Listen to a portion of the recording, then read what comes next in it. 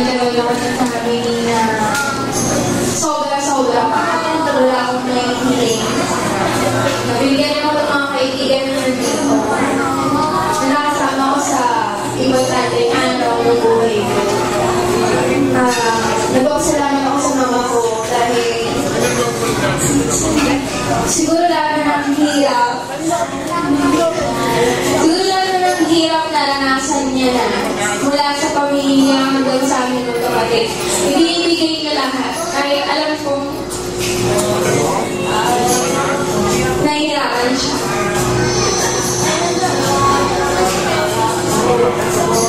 Hindi ko gusto yung bagagong ganitong native birthday celebration. Gusto ko lang simple sa bahay. Pero dahil hindi naranasan ng mama ko, ng kapatid niya, at hanggang sa mga pinsan ko, ipinaranas niya sa akin yung pangarap niya. Na hindi ko naman inaman, hindi ako umayaw dahil yun ang kagustuhan. At yun ang yung may bibigay kong kaligayahan para sa mama ko. Dahil sa akin, hindi pa ako makatulong. Nagpapasalamat din ako sa mama ko dahil ilang beses na kami na-deny, pero hindi siya sumuko para lang makuha niya ako kasama.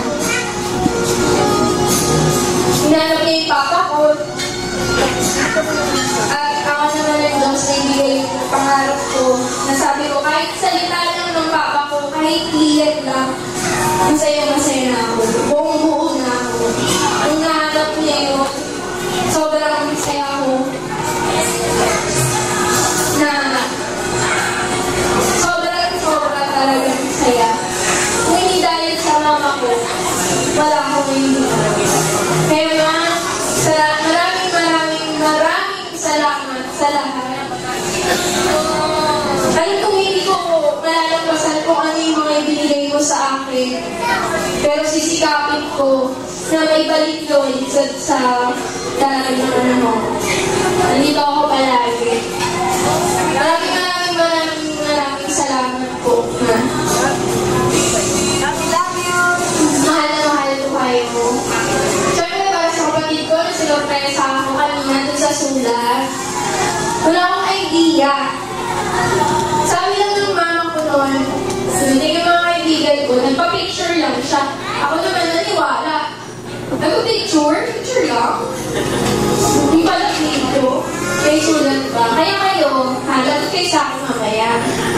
Saka yung kapatid ko, maraming salamat sa kapatid ko na hindi kami buong magkapatid dahil half sister lang kami dahil tayo kami ng tatay. Pero para sa akin, sa puso ko at isipan ko, buong kami magkapatid.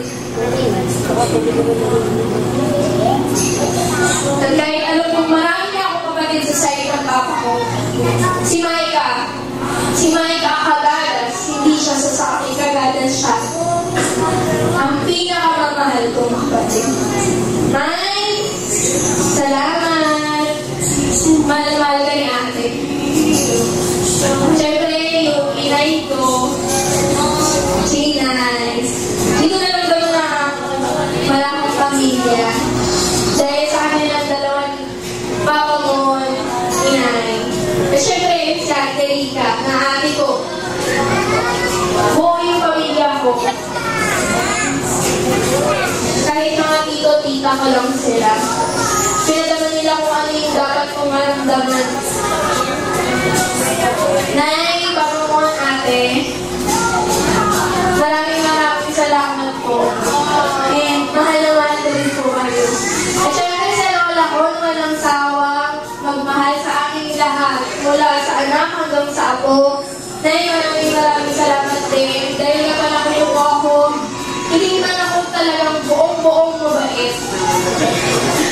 Alam ko, nakilala niyo po akong maayos. Nay, maraming salamat po. Mahal na mahal po kayo. Sa mga tita ko, salamat din po. Kasi kayo rin yung mga naging pangalawang magulang ko, pangalawang tatay, pangalawang nanay. Sa mga pinsan ko na naging mga kapatid ko sa may walay si Maika. Marami. Marami pinsan.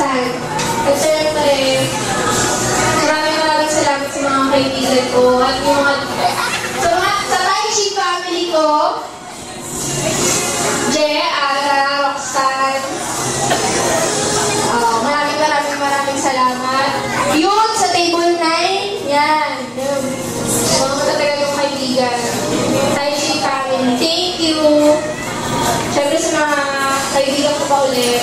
Maraming salamat sa mga dumalo. Maraming salamat na naging bahagi kayo ng importante ng araw. Ayun na. Maraming salamat po ulit.